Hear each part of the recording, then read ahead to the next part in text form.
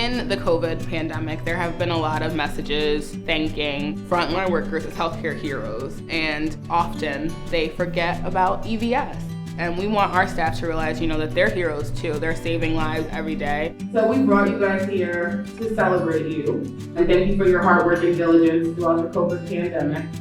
It was actually surprising because I wasn't expecting it. It actually made me feel good knowing that everyone recognized it.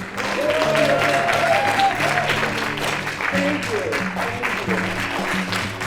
Everyone cheered, everyone was happy. It made me feel awesome. I feel like a hero. We're fighting diseases and we're putting ourselves just as much at risk. So we wanted to make sure that they know that they're heroes and they're heroes to us.